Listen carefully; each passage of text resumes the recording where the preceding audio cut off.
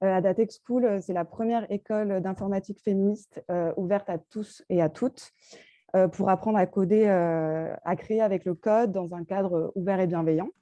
Donc, notre formation, elle est inspirée de la pédagogie, d'une pédagogie alternative inspirée de la pédagogie Montessori, donc, qui approche le code comme une langue vivante. C'est une formation avec très peu de théorie et beaucoup de pratique.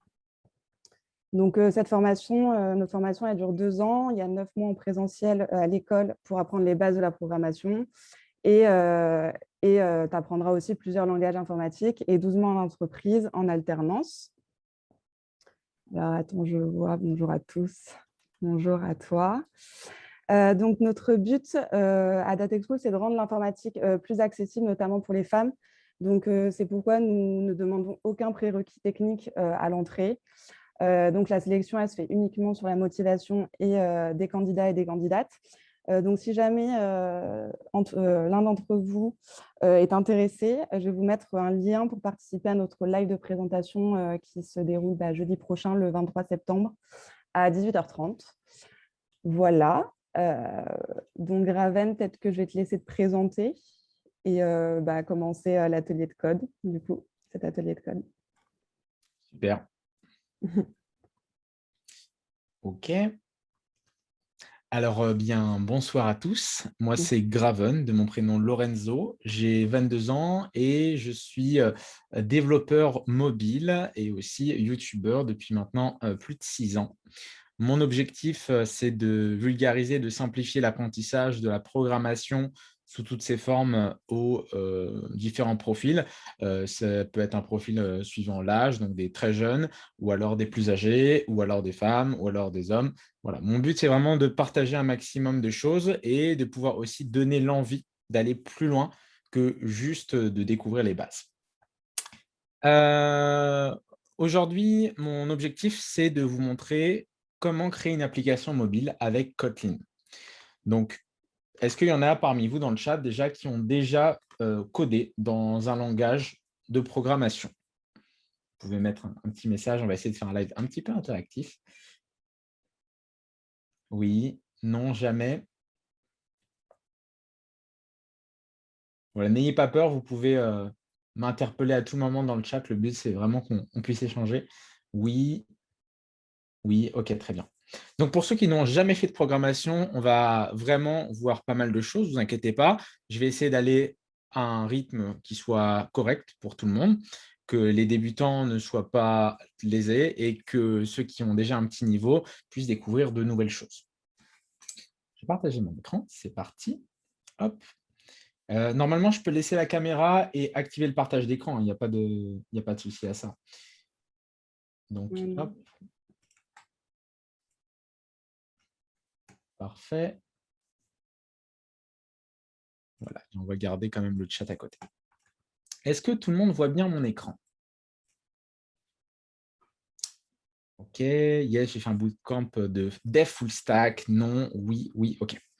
Donc, pour ceux qui ont déjà fait de la programmation, vous allez voir qu'il y a des éléments que vous allez retrouver avec le langage qu'on va utiliser aujourd'hui qui s'appelle le Kotlin et un deuxième langage qui s'appelle le XML. Donc, il faut vous dire quelque chose, c'est qu'une application mobile, c'est 2 parties. On a une partie, ça va être la partie visible de l'iceberg qu'on va faire avec du XML. Le XML, c'est comme du HTML, on met des mots-clés et ça permet de dire ici, je mets un bouton, ici, je mets un texte, ici, je mets une image. Tandis que le Kotlin, donc ce langage, c'est celui qui va permettre de faire la partie logique de l'application, c'est-à-dire quand je clique sur un bouton, qu'est-ce qui se passe? Est-ce que ça va ouvrir une fenêtre? Est-ce que ça va lancer une nouvelle page? Etc. etc. Donc, l'objectif de la séance, ça va être de réaliser cette petite application. Donc, vous voyez, on a 2 pages. Une page avec l'accueil, avec un bouton ouvrir. Et quand on clique sur le bouton ouvrir, ça nous emmène vers une deuxième page qui, là, c'est une sorte de petit pot commun où on a des participants qui ont mis un certain montant et on peut simuler que certains déposent de l'argent, en retirent depuis ce pot commun. OK? Oui, l'atelier sera accessible en replay, il n'y a pas de souci pour ceux qui nous rejoignent. Donc là, si on décortique déjà ce qu'on appelle la maquette, donc c'est très important déjà, peu importe le projet que vous faites, lorsqu'on vous dit voilà, fais cette application, d'avoir une maquette. Si on ne vous donne pas de maquette, vous allez partir un peu dans tous les sens. Donc, c'est pour ça que je vous ai fourni une maquette. Donc, pour ceux qui veulent l'analyser plus en détail, vous avez juste à cliquer dans le lien dans le chat. Comme ça, vous allez pouvoir voir par vous-même de quoi c'est composé. Alors, je me suis basé sur plusieurs choses, notamment sur un site qui s'appelle Dribbble. Dribbble, c'est un site sur lequel vous allez avoir plein d'exemples. Donc, si vous êtes débutant, c'est incroyable, ou même avancé, hein, parce qu'en fait, vous pouvez trouver des inspirations d'applications. Par exemple, là, si je vais dans Inspiration mobile, et ben là, vous avez plein de designers qui ont mis en avant leurs applications, leur design, comme ça, vous pouvez essayer de vous challenger pour refaire un design. Donc, c'est de là que je suis parti. Et bien sûr, j'ai simplifié en une maquette beaucoup plus simple pour arriver à ce résultat. Donc, on va faire beaucoup de design aujourd'hui et on va faire un tout petit peu de code, vous allez voir. Donc, pour ceux qui n'ont jamais fait de code, vous allez voir que ça va être très simple. Est-ce que déjà, tout le monde a les prérequis en termes de logiciel? Est-ce que tout le monde a Java d'installer ainsi que Android Studio? Dites-le moi dans le chat. C'est parfait. Donc, Kotlin, pour ceux qui n'ont jamais fait ce langage, c'est basé sur la JVM, la Java Virtual Machine, qui est l'environnement dans lequel s'exécute le code Kotlin, mais aussi d'autres codes comme Java ou par exemple, il me semble que Scala le fait aussi. Donc, ce que je vous propose dans un premier temps, ça va être de lancer Android Studio. Donc là, vous pouvez taper Android Studio sur votre ordinateur et vous le lancez. Vous pouvez mettre un petit OK quand c'est bon dans le chat, comme ça je vois que tout le monde est prêt.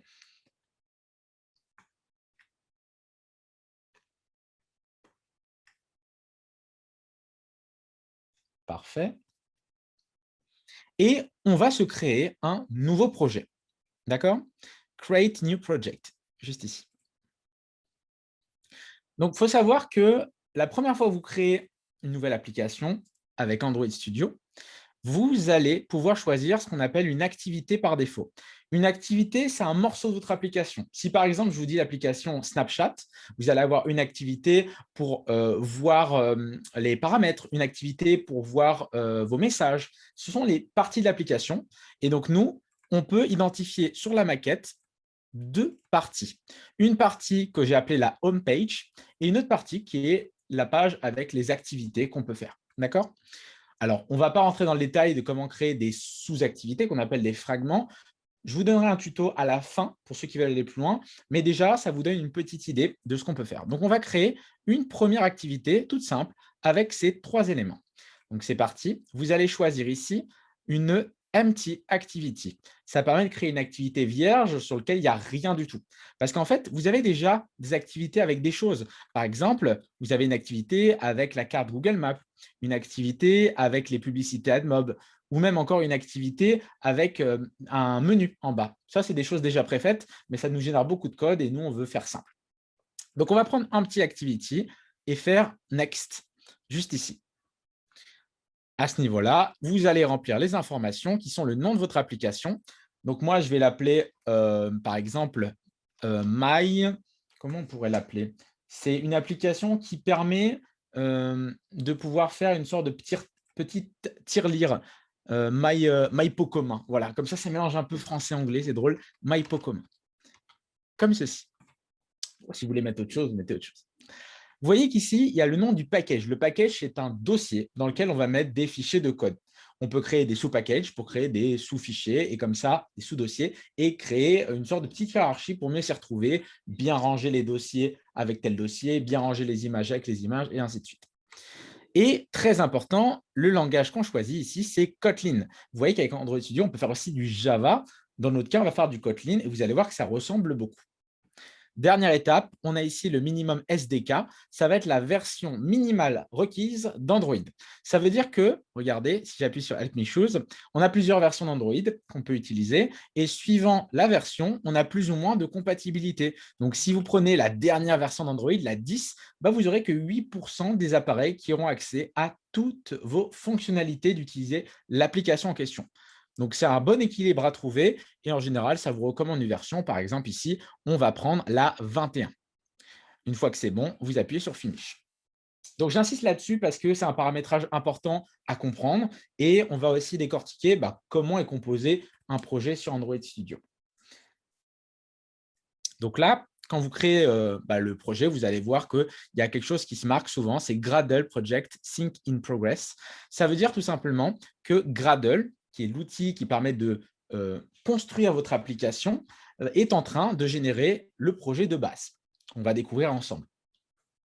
Voilà. Donc, ça peut prendre plus ou moins de temps selon votre ordinateur. C'est pour ça que quand on développe des applications mobiles, l'idéal, c'est d'avoir quand même un petit peu de RAM. L'idéal, c'est, moi, je dirais 6 ou 8 gigas de RAM. Là, si vous avez moins pour cet atelier, ce n'est pas grave, mais ça demande quand même un petit peu de ressources, notamment si vous voulez créer un faux téléphone, ce qu'on appelle un émulateur, et là, ça va demander encore plus de ressources. Est-ce que tout le monde voit bien le projet chargé? Est-ce que tout le monde a son projet chargé dans le chat? Ne vous inquiétez pas, au début, je vais doucement et puis je vais accélérer progressivement. Super. Donc là, vous voyez qu'à votre gauche, vous avez les dossiers et les fichiers de votre application. On a ici quelque chose qui s'appelle manifeste. Manifeste, c'est une sorte de fichier de paramétrage de votre application. C'est là où on retrouve l'activité principale qu'on a créée juste avant. C'est là qu'on retrouve l'icône qu'on est associé, ou même le nom de l'application que vous allez mettre, par exemple, avant de cliquer dessus sur votre téléphone. D'accord?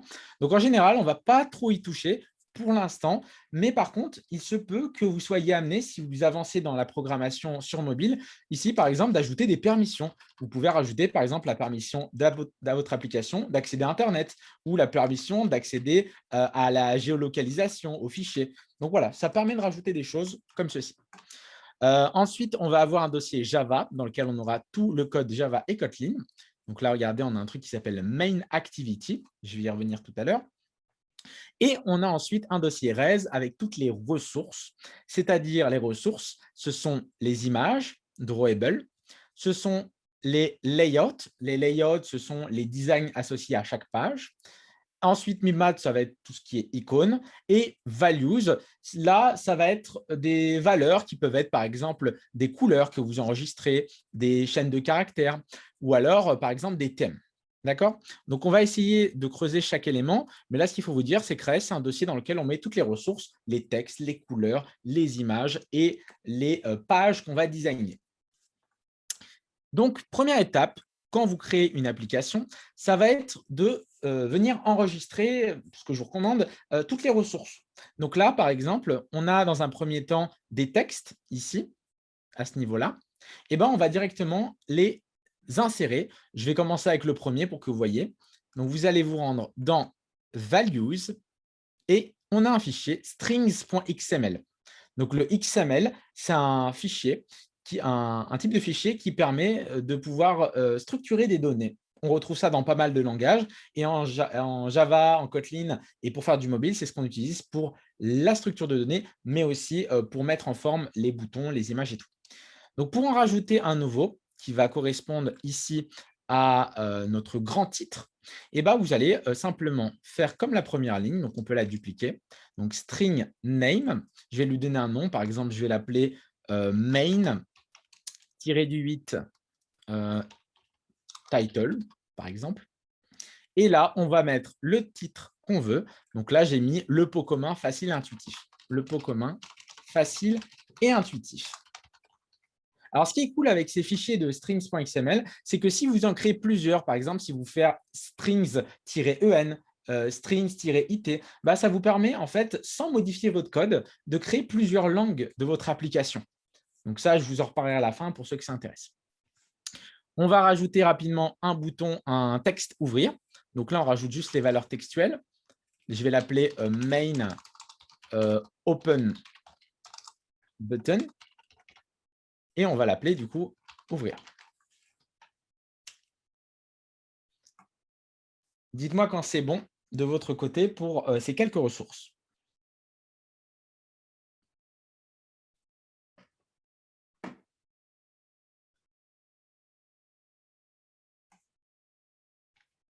Donc, le plus simple, c'est de dupliquer à chaque fois la chaîne précédente. Comme ça, vous avez juste à modifier le nom de la ressource textuelle avec sa valeur.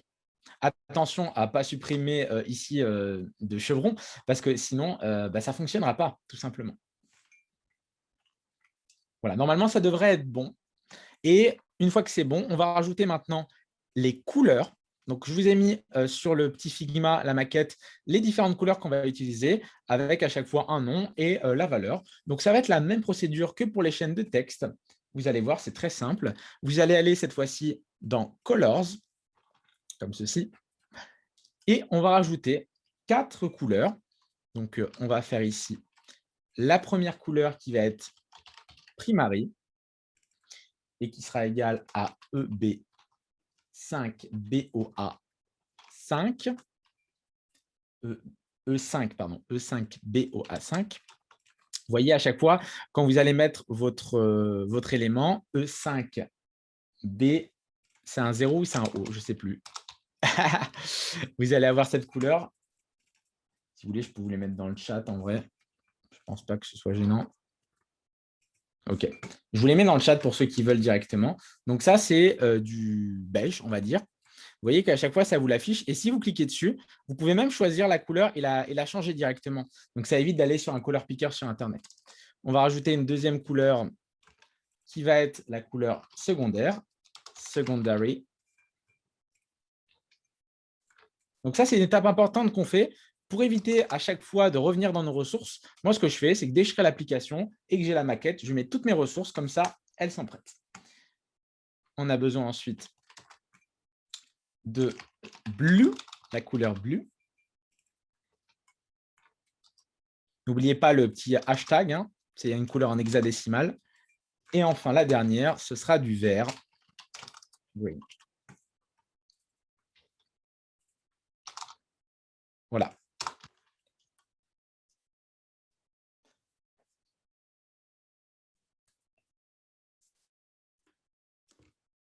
On passe ultra vite. Hein. J'ai l'impression d'avoir un chrono. Dites-moi quand c'est bon pour vous. Je pense qu'au niveau du rythme, on est pas mal. Hein, mais dites-moi si c'est OK pour les couleurs.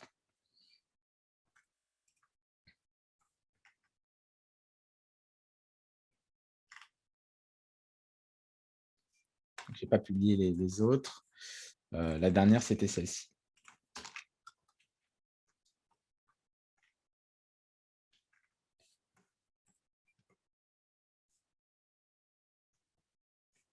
Mettez juste OK dans le chat, comme ça, je vois que c'est bon.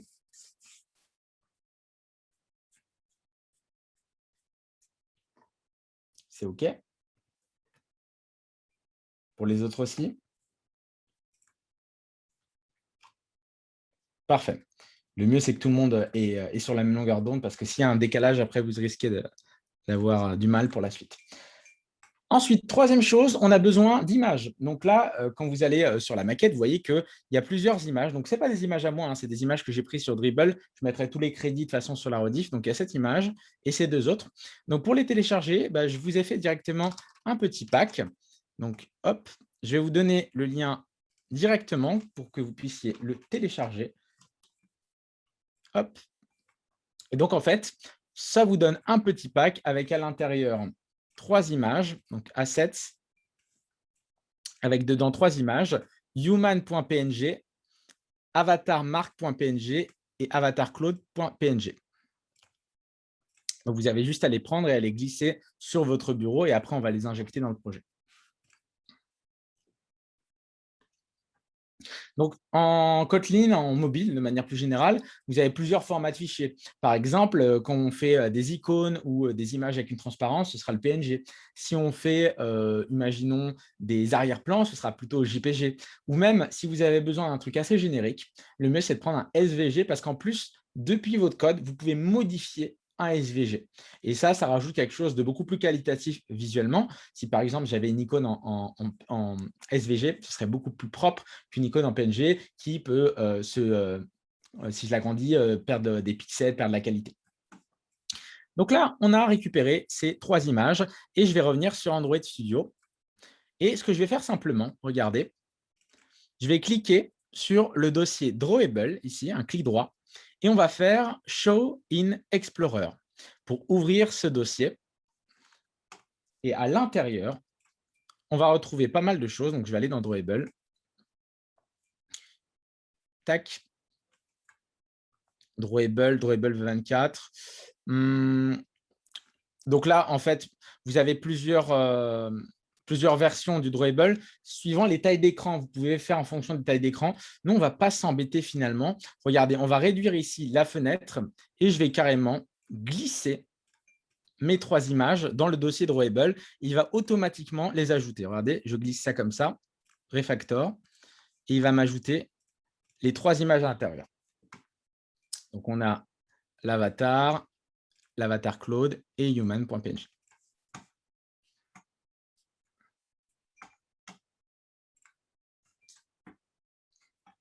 Donc là, on s'est vraiment débarrassé déjà du côté importation des ressources. On va vraiment pouvoir se concentrer maintenant sur la création de la première page qui va être très simple. Vous allez voir, cette première page, vous voyez qu'on a un texte, une image et un bouton.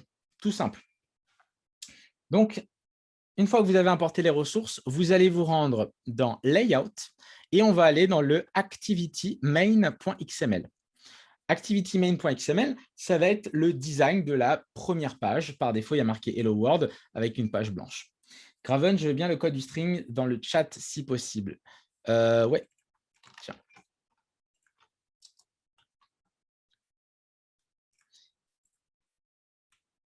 Donc là, vous voyez qu'on a plusieurs modes. On peut rajouter les éléments manuellement. Regardez, il y a des catégories, on peut les glisser comme ça. Ou alors, on peut directement aller dans la partie split ou code. Donc, code, ça va vous donner juste le code. Split, c'est les deux. Et design, c'est juste la partie design. Split, ça vous permet d'à la fois avoir le code et en même temps le petit rendu en temps réel. Donc, vous voyez ici qu'il y a plusieurs choses. Il y a plusieurs balises comme en HTML. La balise constraint layout, elle permet de définir un layout. Donc, un layout, c'est une boîte qui va avoir des éléments à l'intérieur. Et là, les éléments peuvent être contraints les uns par rapport aux autres. On va faire ça plus tard dans le tuto. On va utiliser pour l'instant un linear layout pour mettre des éléments les uns en dessous des autres. Donc, vous allez sélectionner le constraint layout ici. Et à la place, vous allez écrire linéaire avec un L majuscule, layout. Vous voyez qu'il vous le propose. Donc, si on appuie dessus, ça va automatiquement changer ici et ici. Donc, tout ce qu'on va mettre entre ces deux éléments, ça va être dans notre boîte linéaire layout.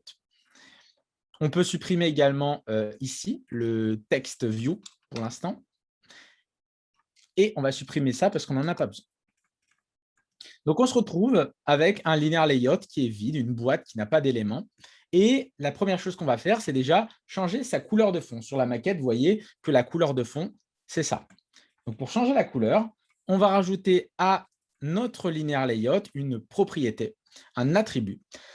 Donc, vous allez juste vous mettre après ça, sauter une ligne et faire un Android de point background comme ceci. Et là, vous voyez qu'on nous propose plusieurs éléments. On peut mettre une image d'arrière-plan, donc je peux mettre l'image de mon human, ou alors je peux mettre carrément une couleur. Par exemple, j'ai utilisé le @color/ qui va me permettre d'aller dans les ressources de couleurs et d'aller mettre la couleur primary qui nous donne ce beige.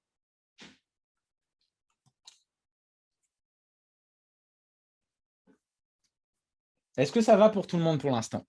Ce que vous devez retenir, c'est simplement qu'on est en train de créer en XML le design de notre application avec les différents composants qu'on va rajouter sur la première page pour l'instant.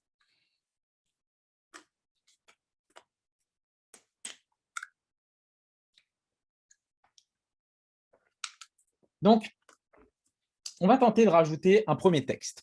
Donc là, il faut bien être pour ajouter un élément entre ces deux balises, parce que si vous mettez en dehors, vous serez en dehors du linéaire, forcément. Donc, on va écrire simplement un chevron. Donc, si vous ne savez pas faire les chevrons, c'est la touche plus petit ou plus grand que sur votre clavier. Et on va écrire, du coup, text view pour créer un nouveau composant de type texte. Alors, sur Android Studio, vous avez ce qu'on appelle l'autocomplétion. Donc, dès que vous allez commencer à écrire, vous allez appuyer sur Entrée et ça va vous générer le reste. Donc là, regardez, j'ai une balise text view avec deux attributs. Layout width, c'est la largeur de mon composant texte, et layout height, qui est la hauteur de mon composant texte. Je peux lui mettre une certaine taille, par exemple 200 dp par 200 dp, et vous verrez ce que ça fait après. Et juste en dessous, on va se rajouter la propriété la plus importante pour du texte, c'est Android.text. Et on va lui mettre ici le texte qui correspond à le pot commun facile et intuitif qu'on a enregistré dans le fichier strings. Donc là, vous pourrez très bien, en réalité, on aurait très bien pu écrire le pot commun facile et intuitif. Ça aurait marché, il n'y a pas de souci. Mais le fait d'avoir ça depuis nos ressources, @string, eh ben, ça va permettre de créer un lien direct vers ces ressources. Comme ça, quand on veut les modifier, on n'a pas besoin de passer par tous ces fichiers et c'est directement dans le fichier strings.xml. Pareil pour la traduction d'ailleurs. Donc là, on va mettre notre élément qui s'appelle main_title. Et on n'oublie pas ici de faire un slash à la fin pour fermer la balise clandestine.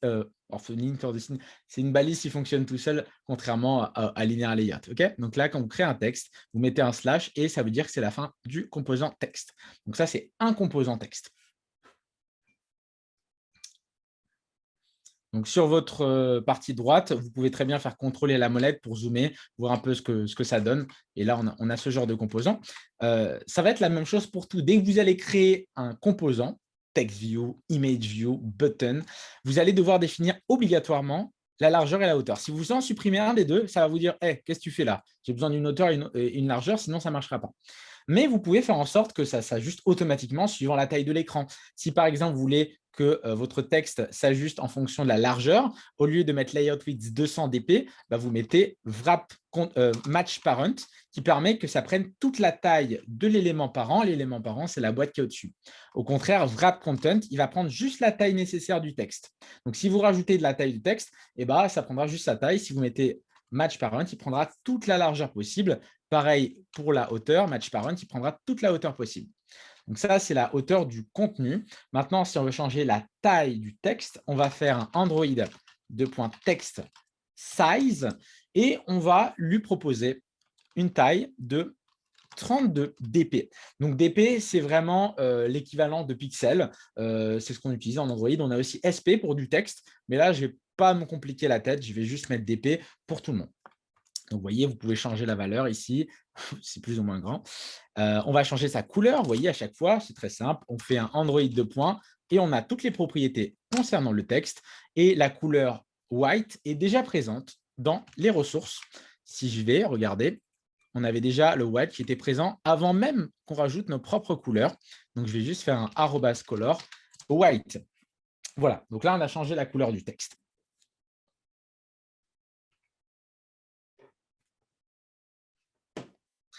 Enfin, on va essayer de rajouter un petit peu de centrage à nos éléments.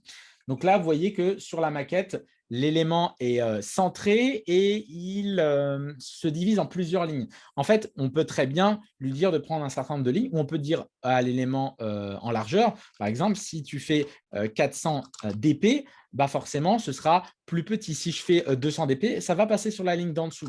Donc, on peut régler comme ça et faire en sorte que ça s'ajuste. Donc là, layout 8, je vais remettre wrap content pour que ça prenne juste la taille nécessaire. Et on va faire en sorte également que ça se mette au centre de l'élément. Pour ça, je vais juste faire un Android. Je vais le mettre, on va le mettre sur tout. Sur notre layout, on va faire un Android de point gravity, layout gravity, et faire un center. Ça va permettre, gravity center, ça va permettre de centrer les éléments directement comme ça. Donc, dès qu'on va rajouter les éléments, ça va centrer tout le bloc directement. C'est l'équivalent des Flexbox, par exemple, sur un site web. On peut centrer aussi le texte à l'intérieur de son composant propre en faisant directement un Text Alignment Center, comme ceci. Et là, vous voyez qu'on est plutôt pas mal. Si on veut changer la taille, on change la taille. Voilà, pas de restriction à ce niveau-là. Donc là, je me suis un peu attardé là-dessus, mais à partir de maintenant, vous savez créer des composants. C'est la même chose partout. Si vous voulez créer maintenant une image, c'est très simple. On refait en dessous un composant Image View cette fois-ci. On lui donne une largeur et une hauteur. Si par exemple, je veux que mon image prenne toute la taille possible, je vais mettre un match parent, vous voyez. Et si je veux qu'elle fasse, je ne sais pas, 400 dp de hauteur, je vais mettre ça. Alors, vous voyez qu'il y a un petit problème, c'est que là, je ne vois pas le composant sur lequel je travaille, il est caché. Bah, c'est simple, c'est parce que je n'ai pas donné la source de l'image, donc on va la donner, Android SRC, et je vais lui donner drawable/human, qui est l'image de mon petit personnage juste ici. Donc là, on peut voir que c'est bon, ça se met bien, mais le problème, c'est que tous les éléments, ils se mettent les uns à côté des autres parce que le linear layout, par défaut, positionne les éléments à l'intérieur sous la forme de l'élément linéaire en colonne. Donc, ça veut dire que c'est les uns à côté des autres. Si on veut faire les uns en dessous des autres, il faut changer ici l'Android de point orientation en mettant vertical. Et vous voyez que là, ça se met juste en dessous, les éléments seront les uns en dessous des autres. On n'oublie pas ici le petit slash et vous pouvez donc réajuster la taille, si vous voulez, de cette image comme bon vous semble à ce niveau-là. On a bientôt fini la première page. Vous voyez que c'est vraiment très simple côté design. On va faire du coup le dernier composant qui nous manque, hein, c'est le fameux bouton ouvrir. Je vous remets la maquette si j'y arrive. Non, ce n'est pas ça. Ça, c'est ma petite musique pour être tranquille. Du coup, là, j'ai la maquette. Donc, le bouton ouvrir, vous voyez juste ici. On va simplement dupliquer le composant TextView parce qu'on va avoir à peu près les mêmes caractéristiques. Et à la place d'un TextView, on va mettre un button. Ça nous donne ce résultat. Donc là, bien sûr, il va falloir changer les quelques propriétés. Par exemple, vous voyez que ici, la couleur n'est pas bonne. On veut une autre couleur. On aimerait bien la couleur blue. C'est une sorte de bleu-gris, on va dire ça comme ça. Donc, pour la changer, c'est très simple. On va juste supprimer du coup le text color à ce niveau-là. Et à la place, on va mettre un Android background tint pour mettre la teinte de fond de notre bouton en mettant ici un color blue. Vous voyez que ça change instantanément la couleur de notre bouton. Enfin, pour le texte en lui-même, c'est très simple. À la place de main title, on va mettre open button, main open button. Comme ceci. Je vous laisse quelques temps si vous voulez revoir un petit peu les éléments. Ici, on n'est pas obligé de mettre l'espace, hein, tout ça, c'est optionnel. L'important, c'est juste de ne pas vous tromper lorsque vous fermez ici les chevrons pour dire que votre composant est bel et bien fini.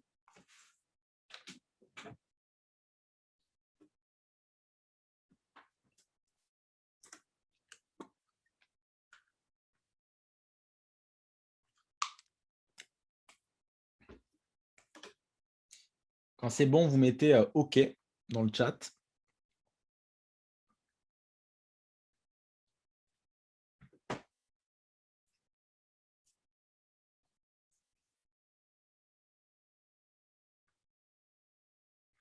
Et on va pouvoir poursuivre avec un petit peu de code, avec une nouvelle page. On testera tout à la fin, d'accord? Moi, je vais tester avec mon émulateur pour que vous voyez, mais pour éviter de perdre du temps de compilation, c'est-à-dire lorsqu'on va construire l'application, on testera tout à la fin, mais dans la bonne pratique, normalement, on teste au fur et à mesure. Mais moi, je vais vous montrer que ça fonctionne. Et comme ça, on pourra résoudre les petits problèmes directement là. Donc là, voilà, on a un linear layout, on a nos 3 éléments. À partir de maintenant, je vous propose de créer la deuxième page, juste ici, qui va permettre de pouvoir faire les activités, c'est-à-dire voir le pot commun, déposer des fonds et en retirer. Je ne sais pas si on aura le temps de créer un deuxième participant. On va déjà voir avec un premier pour voir, mais ça permettra de voir un peu la logique que propose Kotlin pour faire le cheminement derrière. Donc, pour créer une deuxième activité, une deuxième page qui va s'ouvrir lorsqu'on va cliquer sur le bouton « Ouvrir », vous allez cliquer sur le package fr.votrepseudo.mypotcommun, juste ici, au-dessus de votre main activity. Et on va faire « New » et on va aller chercher « Activity empty » pour créer une nouvelle activité vierge. Alors, vous allez me dire, mais on aurait très bien pu créer un fichier à la main, et vous avez raison. Le problème, c'est que lorsque vous faites ça, vous allez après devoir le relier à votre manifeste. Et en fait, dans le manifeste, vous avez toutes vos activités qui sont enregistrées. Si vous ne trouvez pas votre activité dans le manifeste, c'est que vous avez créé le truc à la main et qu'elle n'est pas enregistrée, il faut l'ajouter manuellement. Alors que là, quand vous faites ça, Android Studio vous génère tout ce qu'il faut directement. Donc, New Activity, Empty Activity. Le nom de l'activité, on va mettre ici, par exemple, transaction. Ou qu'est-ce qu'on peut mettre? On pourrait mettre, parce que activity, ce n'est pas très parlant. Je vais mettre, on va mettre transaction activity. Transaction activity. Alors, vous voyez, hein, le nommage de ma classe, c'est ici avec la première lettre de chaque mot en majuscule et le reste en minuscule. Et on peut voir que ça va nous générer à la fois la classe et en même temps le fichier de style, le fichier layout qui va permettre de créer le design. Donc, ça nous génère tout. On peut même faire en sorte que ce soit dans un autre langage. Et on fait finish. Donc, ça va reproduire le projet avec Gradle. Ça, on n'y touche pas. On le laisse construire tranquillement. Et après quelques secondes, ça vous a généré un nouveau fichier avec le code. Donc, vous voyez que là, c'est le code en Kotlin, ici, où on lit le design. Et le XML, il est là, regardez. Maintenant, c'est une nouvelle page qui est vierge et on peut aller dans Split pour l'éditer. Il n'y a pas de souci à ce niveau-là. Alors déjà, notre but, ça va être de faire en sorte que lorsqu'on clique sur « Ouvrir », eh bien, ça nous redirige vers cette nouvelle page, vers cette nouvelle activité. Pour ça, on va commencer à faire un peu de Kotlin. Vous allez vous rendre dans la partie Activity Main en premier lieu. On va tenter de récupérer le composant bouton pour lui associer une action. Donc, pour lui associer une action, il va falloir relier la vue avec le Kotlin. Donc là, sur votre composant bouton, vous allez rajouter un nouvel attribut, Android ID, et créer ici un nouvel identifiant. Un identifiant, ça va être donner un nom à votre composant qui est unique. On ne peut pas avoir deux fois le même ID. Et on pourra comme ça, depuis le code Kotlin, récupérer ce composant et dire, quand tu cliques sur ça, qu'est-ce que ça fait? Donc là, je vais l'appeler Open Button, comme ceci. Donc là, une fois que vous avez créé votre identifiant à ce niveau-là, vous pouvez revenir dans Main Activity et c'est à ce niveau-là, dans le onCreate qui se charge lorsqu'on crée l'activité, qu'on va pouvoir commencer à faire le code pour passer à la page suivante. Vous pouvez vous mettre quelques commentaires comme dans d'autres langages. Par exemple, là, vous mettez 2 slash, passage à la page de transaction lors d'un clic sur le bouton.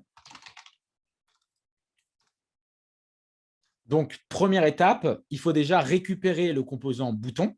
Pour récupérer un composant, on va créer une variable, mais qui ne va pas varier. On appelle ça en Kotlin une val. Ça veut dire que ça va juste permettre d'enregistrer une valeur et on peut s'en servir, contrairement au var, qui est vraiment la variable qu'on peut interchanger.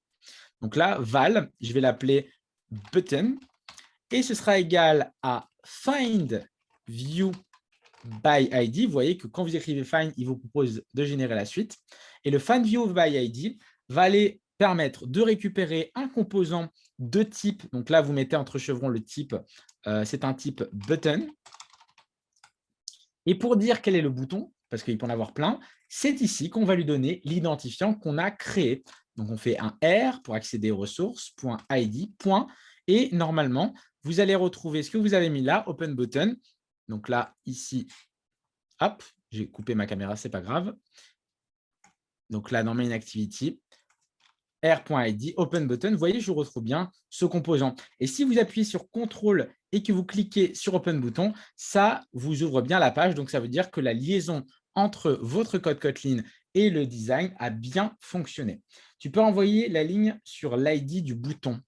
C'est simple, c'est juste dans Activity Main, Android ID Button. Cela envoie.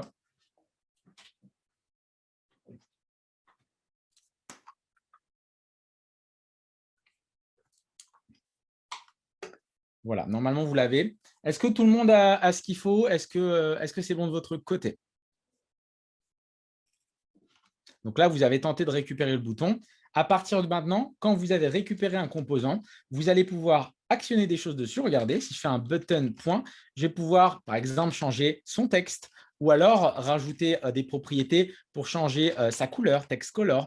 Il y a plein de choses qu'on peut faire sur ce bouton et on le fait programmaticalement depuis le code. Ce n'est plus dans le design, c'est depuis le code. Donc, je vais faire un button.setOnClickListener. Vous voyez, c'est le premier qui vous propose. C'est une action qu'on va associer au bouton lorsqu'on va cliquer dessus. Donc là, l'action, ça va être le passage à la page suivante. Donc, pour créer cette nouvelle activité, pour aller sur Transaction Activity, vous allez écrire Start Activity, comme ceci. Et entre parenthèses, ça va vous demander un intent. C'est une action. Il y a plusieurs types d'intent en mobile, et notamment en Kotlin et en Java. C'est, par exemple, ouvrir les contacts, ouvrir les photos. Ça peut être un intent pour ouvrir une page web. Nous, l'intent, ça veut dire juste change de page. Donc, vous allez écrire intent pour créer une nouvelle instance. Donc, contrairement au langage Java où vous devez créer en faisant new intent, là, vous écrivez juste intent et il sait que vous voulez créer une nouvelle instance de cet élément. Donc, si on met notre souris dessus, il va falloir l'importer parce que sinon, il ne le reconnaît pas. Paf. Et entre les parenthèses, c'est là où on va donner la page d'origine, donc celle sur laquelle on est actuellement, et la page sur laquelle on veut se rendre. Donc, la page d'origine, on peut directement la mettre en disant application context, c'est le contexte actuel dans lequel on se trouve, virgule. Et la page où on veut aller s'appelle Transaction Activity. Donc, on met Transaction Activity et on rajoute 2 points de classe et ça nous propose classe.java. Donc, ça permet de pouvoir rediriger l'utilisateur vers une autre page, depuis la page actuelle vers une autre page directement. Donc, le application context, c'est le contexte de l'application dans lequel on a plein de données. On ne va pas rentrer en détail là-dessus. Et si vous voulez, vous pouvez même faire en sorte, avant que cela se réalise, de finir l'activité actuelle. Comme ça, ça crée une nouvelle activité, mais si on revient en arrière, l'application sera fermée. Ça évite d'avoir plusieurs pages en doublon, si on en ouvre plusieurs d'un coup. OK? Donc, je vous laisse écrire ça. En attendant, je vais lancer mon projet. Pour votre part, si vous avez déjà Android Studio, vous avez la possibilité de créer ici un AVD Manager, donc un Android Virtual Device.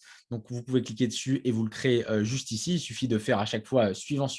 Nous, on le fera à la fin, d'accord, pour éviter de perdre du temps. Concentrez-vous vraiment sur le fonctionnement. Donc, je vais tester ça. Vous allez voir comment ça marche. L'AVD, en fait, lorsqu'on va lancer notre projet, ça nous crée un Virtual Device. Donc, on va attendre un peu parce que je vais bugger le temps que ça se lance.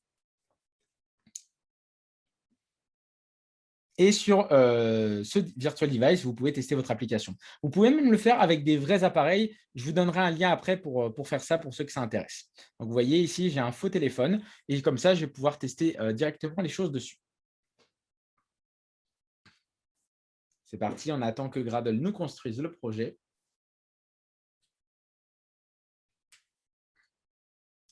Et là, il est en train d'installer. Vous voyez en bas, tout se passe. Il est en train de l'installer et il nous lance l'application. Vous voyez ici, on a notre page principale. Et si je clique sur « Ouvrir », vous allez voir que ça me redirige bien vers la seconde activité. Si je clique ici, je vais tout simplement revenir sur une page qui n'existe plus parce que j'ai fait Finish. Si je ne fais pas Finish, ça va simplement me rediriger vers la page d'avant. Donc, c'est à vous de choisir s'il y a plusieurs pages. C'est ce qu'on appelle le flow de l'application. C'est les activités qui s'entassent les unes avec les autres.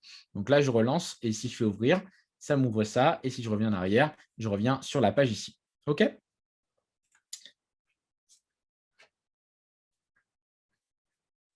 Est-ce que c'est clair pour les gens qui sont sur le live ?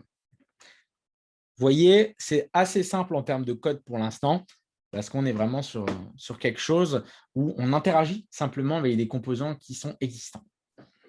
On va passer maintenant à la deuxième partie de cet atelier. Il ne reste pas beaucoup de temps. Je vais essayer d'aller directement à l'objectif. Ça va être de rajouter ici la partie avec le pot commun et au moins un participant. On n'aura pas le temps de faire les deux. On va faire un participant et un bouton. OK ? Donc là, première étape, vous allez pouvoir commencer par vous rendre dans les layouts et dans Activity Transaction, comme ceci. Donc, vous mettez en mode split, comme je l'ai fait. C'est toujours plus pratique.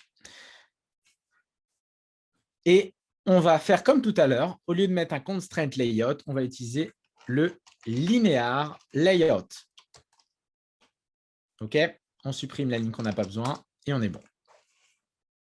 Vous le savez, comme tout à l'heure, vous pouvez directement mettre l'orientation en verticale. Comme ça, vous savez que les éléments se mettent les uns en dessous des autres.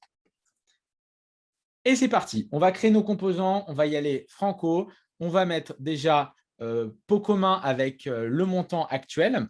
Donc là, on peut directement, si on veut, aller récupérer des éléments qu'on a déjà fait. Par exemple, si je vais dans mon activity main, je peux très bien copier ce code pour aller le mettre ici. Ça fait gagner un petit peu de temps. Mais du coup, il va falloir ajuster les couleurs pour que ça corresponde. Vous êtes d'accord avec moi? Donc, ça veut dire que si par exemple, vous voulez faire en sorte que ça se voit et vous voulez garder la couleur blanche, bah, vous pouvez mettre cet élément dans un autre linéaire layout, par exemple, qui permettrait de créer une sous-boîte. Donc, vous avez votre boîte principale et vous mettez une autre boîte à l'intérieur qui aura ces dimensions. Par exemple, prendre juste la taille nécessaire. OK. Et là, regardez, c'est une boîte qui va devoir à nouveau s'ouvrir. Donc, quand vous fermez le chevron, vous allez avoir l'autre partie. Vous pouvez mettre votre code à l'intérieur. Donc là, ça ne change rien visuellement. Mais comme vous avez une boîte dans une boîte, eh bien, vous pouvez très bien venir rajouter une couleur de fond en mettant, par exemple, ici, Primary. Ça nous donne ce résultat. Si vous trouvez que c'est trop compliqué, vous pouvez rester sur ça et simplement modifier la maquette à votre guise et vous dire, bah, ce n'est pas grave, à la place de la couleur de fond, bah, je vais mettre directement ici la couleur primary pour voir mon texte. Et donc là, on va pouvoir l'ajuster. Je vais mettre comme texte directement en dur, ici, pot commun, 2 points, 1000 €. Donc là, pot commun, 2 points, 1000 €. Ça va être la valeur actuelle. On peut baisser un petit peu la taille du texte. OK. On peut, si on veut, rajouter un peu de gras sur le texte. Donc voilà, tout ça, c'est des propriétés en plus. Si vous ne les mettez pas, ce n'est pas grave. D'accord. Text style bold, ça permettra de mettre un peu plus en gras. Vous voyez, c'est beaucoup plus agréable. Donc, pot commun, 1000 €. Ça, après, ça va se calculer tout seul. D'accord.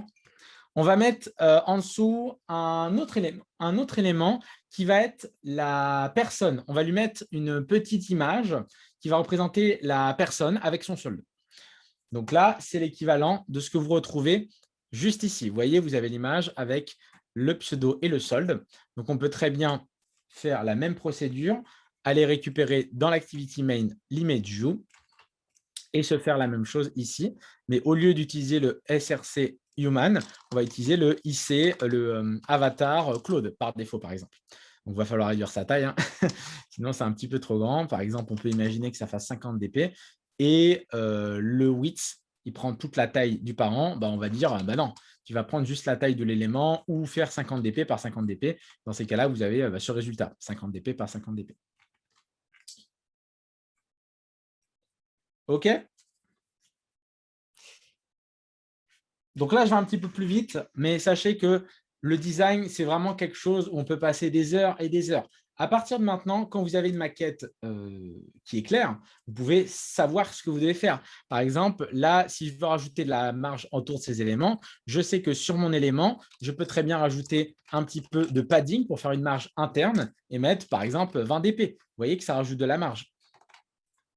L'important, c'est de comprendre que ça, c'est un élément parent et à l'intérieur, on a des enfants qui peuvent être aussi les parents d'autres éléments à l'intérieur, comme on retrouve en web ou en CSS avec des boîtes dans des boîtes. OK. Donc là, on va rajouter un petit peu de marge au-dessus. Margin top 10 dp. Et voilà. On va se rajouter un autre texte.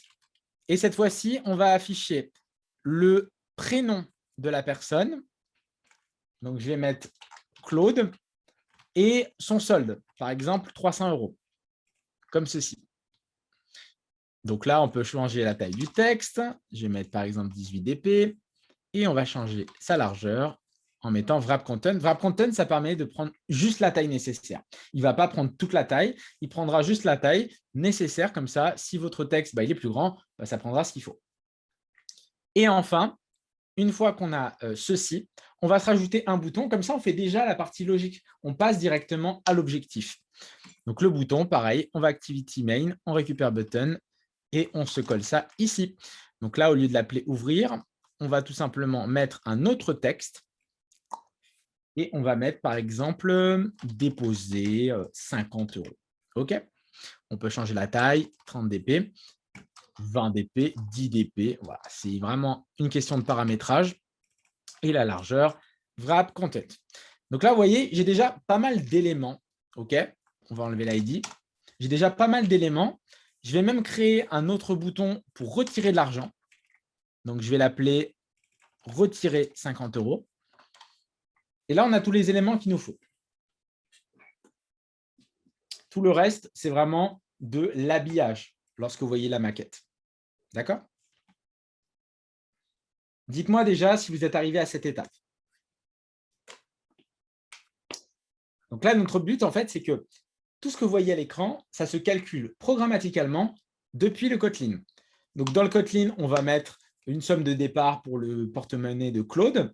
Et lorsqu'on va cliquer sur les boutons, ça va venir ajouter ou enlever de l'argent, tout simplement. Mettez-moi OK, OK code, quand c'est OK design, quand c'est bon.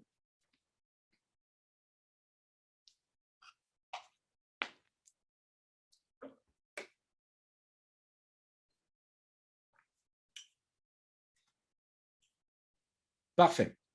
Alors, est-ce que vous vous rappelez de notre composant bouton qu'on a fait juste avant dans la classe ActivityMain? On lui a donné par-dessus un identifiant qui est unique pour pouvoir le récupérer depuis le code. Je préfère suivre car ma machine avec Zoom et Android Studio rame trop. D'accord, ce n'est pas grave, tu regarderas la rediffusion. Donc là, en fait, on va faire la même chose pour les deux boutons qu'on a ici. On va leur donner un identifiant unique. Donc, le bouton pour déposer 50 €, on va faire un Android ID pour ajouter l'identifiant et on va l'appeler deposit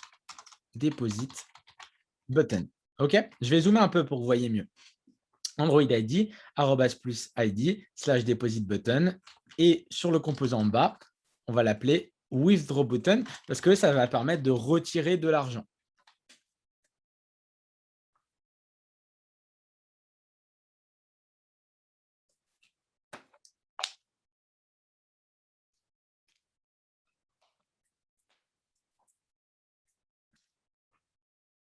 Effectivement, Yannick, Android Studio est assez gourmand, surtout si après tu as un émulateur comme moi ici, ça devient assez rapidement gourmand. Donc, à partir de là, on a vraiment ce qu'il faut. Au niveau du design, on a fini. Par contre, on a besoin aussi de récupérer d'autres informations, comme par exemple le pot commun qu'on va actualiser en fonction du nouveau solde, ou encore la somme de Claude qu'il a actuellement. Donc là, pareil, vous pouvez ajouter à vos éléments un identifiant pour le représenter. Par exemple, ici, sur le TextView pot commun, je vais l'appeler wallet balance. OK?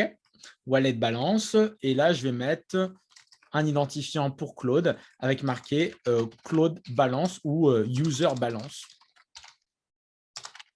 L'idée, c'est vraiment d'avoir des noms composants qui sont le plus clairs possible pour que dans le code, on n'ait pas à se casser la tête.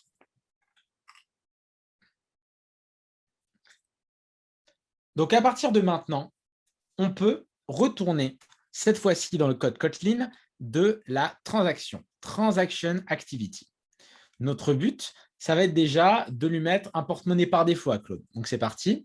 Vous allez dans Transaction Activity et on va tout de suite se créer une variable qui sera accessible dans tout le fichier.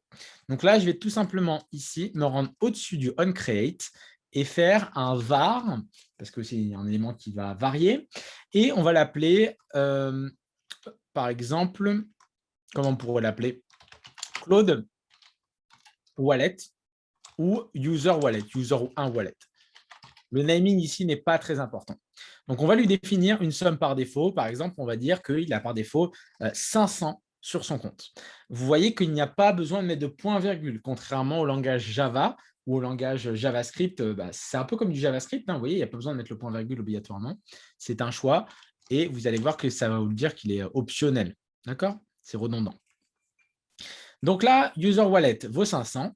Donc, notre but maintenant, ça va être que lorsqu'on crée l'activité, ça vienne dans notre activité transaction, changer la valeur de Claude et calculer le total du pot commun.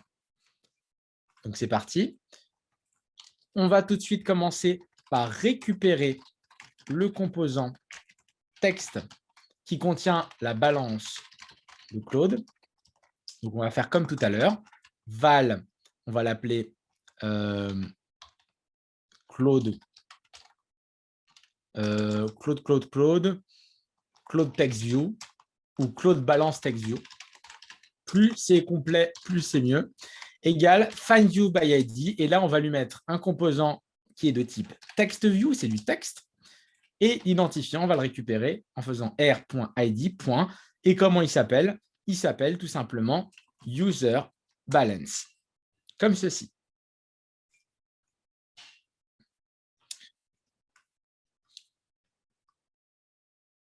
Une fois que vous avez récupéré le composant, vous pouvez maintenant modifier celui-ci. Par exemple, si vous voulez changer automatiquement depuis le code ce texte-là, eh ben, vous avez juste à faire depuis votre code Claude balance textView.text et égal pour remplacer sa valeur. En Kotlin, il n'y a pas de setText. On fait .text. On accède directement à l'attribut, à la propriété. Et là, je vais mettre par exemple Claude espace plus userWallet, qui est sa valeur actuelle. Donc, ça permet de faire ce qu'on appelle une concaténation, on retrouve ça dans d'autres langages, et donc d'assembler du texte avec un élément variable. Donc, vous voyez que ça me dit qu'il y a une petite erreur, mais en fait, c'est juste qu'en Kotlin, vous pouvez simplifier cette expression en faisant simplement tac, ceci. Vous voyez, Claude, $ et la variable, comme en PHP, pour ceux qui font du PHP. Donc là, ce n'est pas exactement ce qu'il y avait marqué. Il y avait marqué Claude et entre parenthèses euro. Donc, si on veut exactement le même pattern, on fait ça et on rajoute euro. Voilà, là, c'est exactement le bon pattern attendu. Donc, si je relance, vous allez voir le résultat.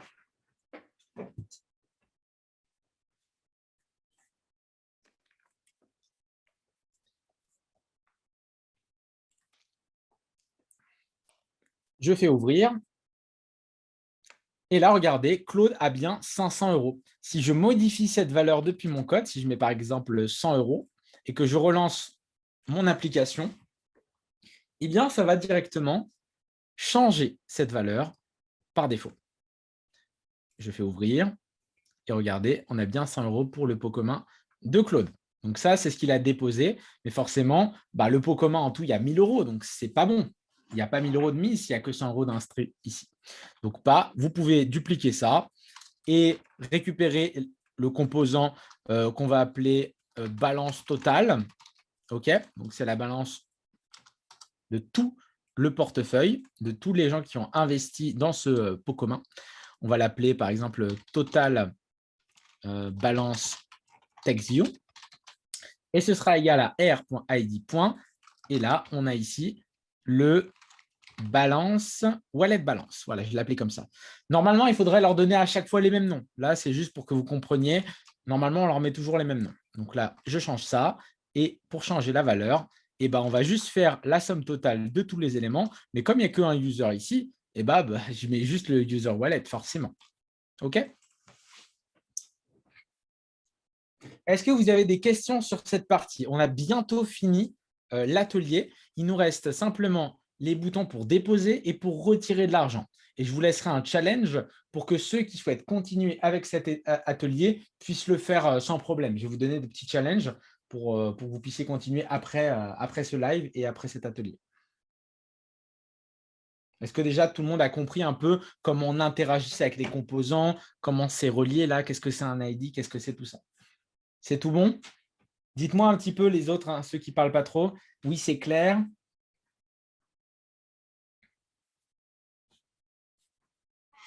Oui. Parfait. OK, super. Donc, on va rajouter maintenant la liaison avec ces boutons. Donc là, si j'appuie pour l'instant, ça ne fait rien.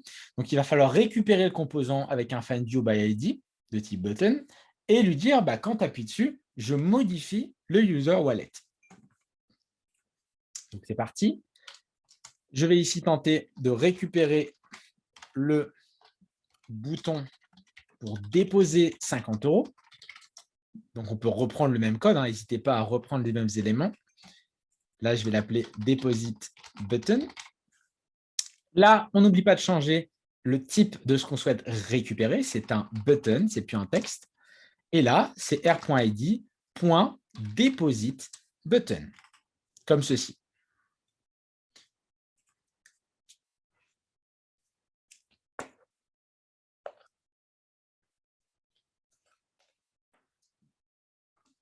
Quand vous avez fait ça, vous allez pouvoir actionner sur votre Deposit button un Set on Click Listener comme tout à l'heure.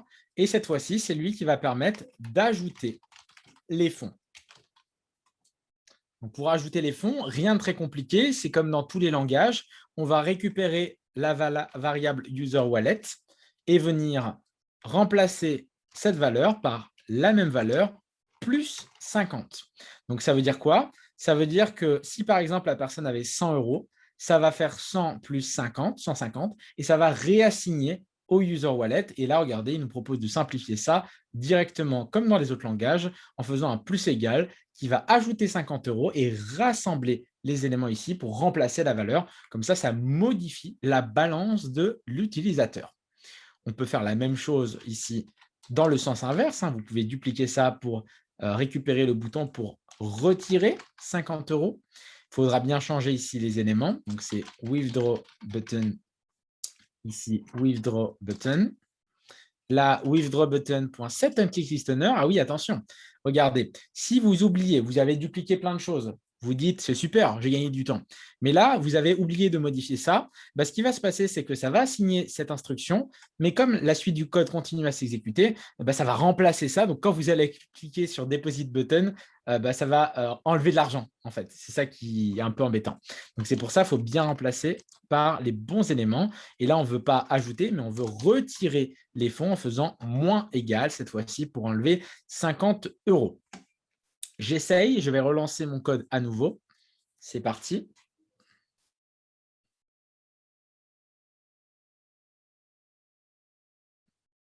On attend que ça charge.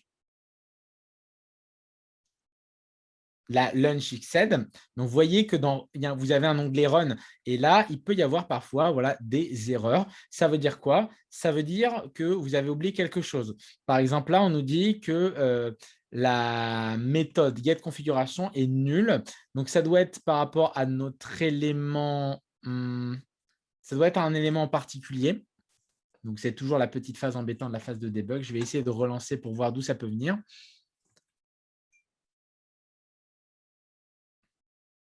Ça fonctionne. OK, c'était une petite erreur de ma part. Donc là, regardez, on se retrouve ici. Si je clique sur « Ouvrir », ça m'ouvre la page. Donc là, vous voyez qu'il y a marqué juste 100 €. Il n'y a plus marqué le texte avant. Oui, on avait mis pot commun. Si j'appuie sur « Déposer 50 €, vous allez voir ce qui va se passer. Il n'y a rien qui ne se rafraîchit. Alors, à votre avis, dans le chat, pourquoi rien ne se passe? Est-ce que vous avez une idée? C'est notre dernier point qui nous manque. Pourquoi, quand je clique sur déposer, ça ne modifie pas? J'ai bien rajouté 50 € pourtant. Le code est fonctionnel.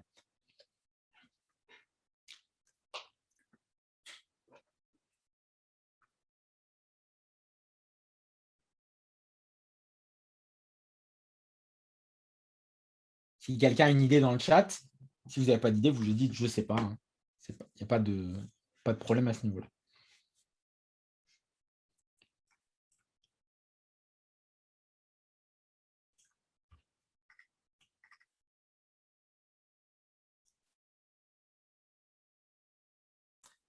Alors non, il ne faut pas modifier le XML. Parce que tu vois, ici, on a bien récupéré le bouton.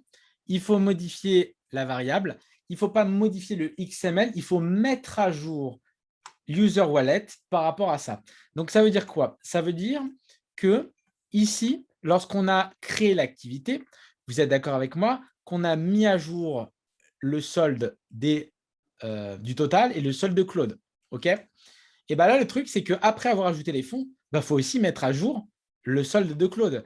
Parce que si on ne le met pas à jour visuellement, il n'y aura pas de changement au niveau graphique. Donc, vous pouvez copier cette ligne et la mettre juste après. Comme ça modifie le porte-monnaie et en même temps, ça rajoute ça. Et bien sûr, c'est pareil pour le user wallet, le total.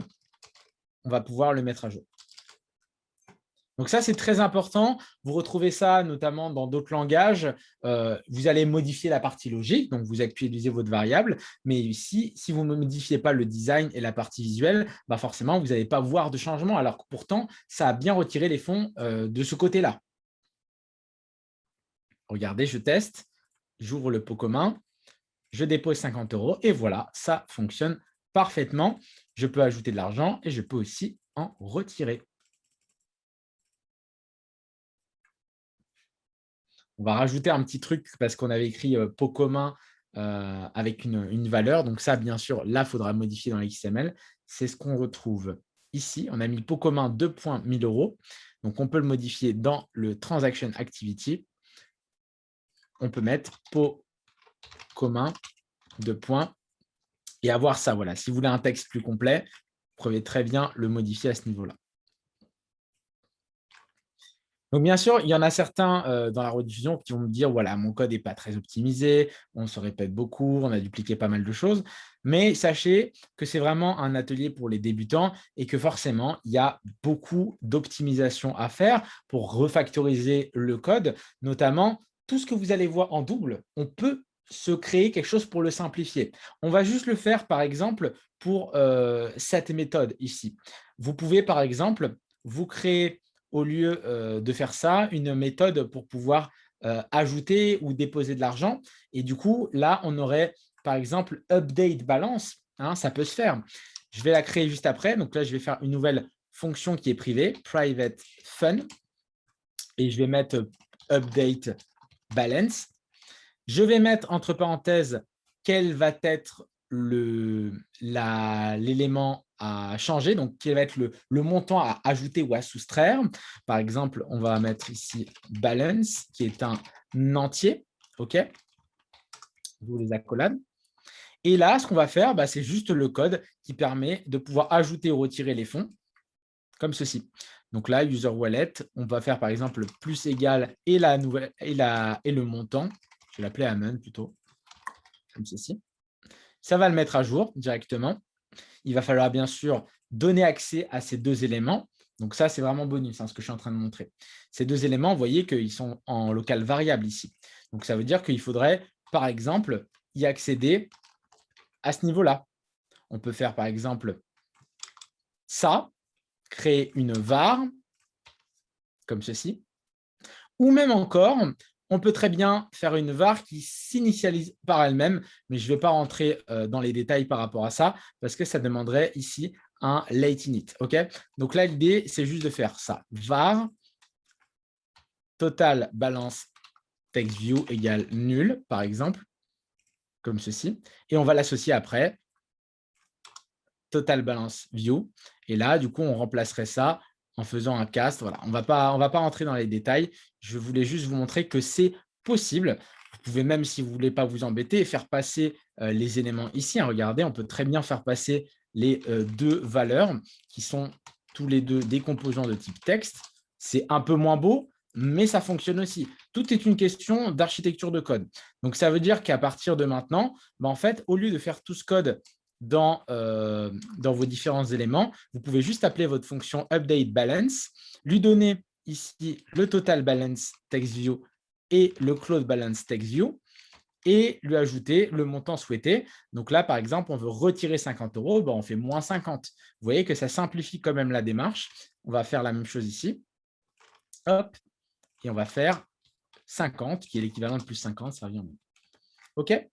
Voilà, donc c'est une méthode pour arranger un peu le code. On peut encore le refactoriser plus, mais là, déjà, ça vous donne une petite idée. Pour ce qui est maintenant de la suite, pour ceux qui souhaitent continuer cet atelier, vous avez à votre disposition la maquette Figma. Je vous ai montré comment rajouter des marges, comment changer la taille du texte, comment ajouter des images, comment créer des boîtes. Et ça va être à vous de jouer pour la suite. Donc, ça veut dire que je vous laisse tranquillement faire ça post-atelier. Bien sûr, vous n'aurez pas le temps là en 2 minutes de le faire. Mais pour ceux qui souhaitent continuer, vous avez la maquette Figma qui est dans la description de la rediffusion et vous pouvez tout à fait continuer de faire ça. Et même pour ceux qui veulent aller encore plus loin, vous pouvez vous créer une troisième activité qui permettrait de voir les transactions, c'est-à-dire d'avoir une liste avec Claude a déposé 50 €, Marc a enlevé 600 €. Et comme ça, vous allez avoir ça qui se modifie. Donc, bien sûr, là, on n'avait qu'un seul utilisateur, mais s'il y en a un deuxième, forcément, ça demande de créer une autre variable et d'additionner pour avoir le total. Vous êtes d'accord avec moi? Voilà pour cet atelier. J'espère qu'il vous aura plu. Je ne sais pas si vous avez des questions dans le chat. Comment vous l'avez senti? J'ai vraiment voulu rester sur des trucs basiques. Si on avait eu 2 heures, on aurait pu approfondir un peu plus et aller sur un design plus avancé. Mais là, déjà, est-ce que ça va de votre côté? Est-ce que ça vous a paru compréhensible?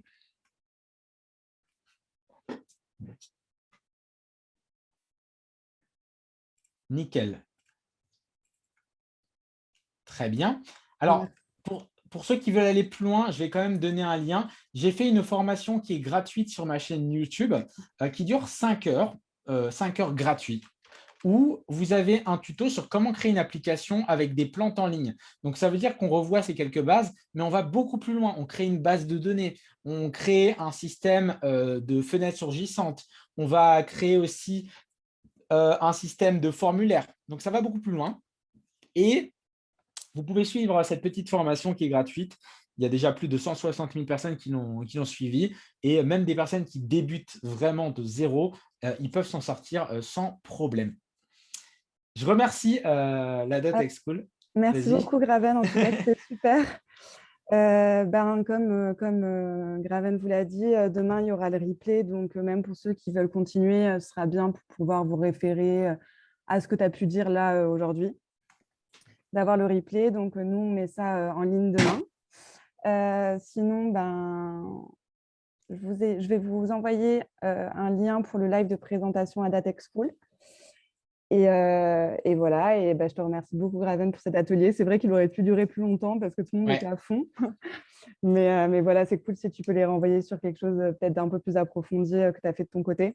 Là, c'est vraiment quelque chose de plus consistant. Voilà. Là, vous allez faire vraiment une application de A à Z en passant par toutes les couches logiques, en voyant à peu près toutes les notions de base qu'on pourrait avoir. Mais gardez à l'esprit que c'est quelque chose qui demande du temps, donc faites-le petit à petit. L'idéal, c'est d'avoir 2 écrans, un écran sur lequel vous suivez la formation et un écran où vous vous abonnez à DatEx School, un écran où vous faites le code.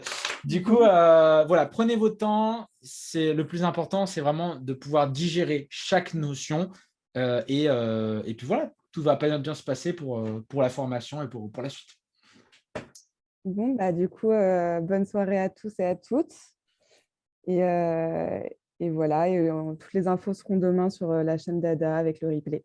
Merci encore, Graven. Merci à tous. Au revoir.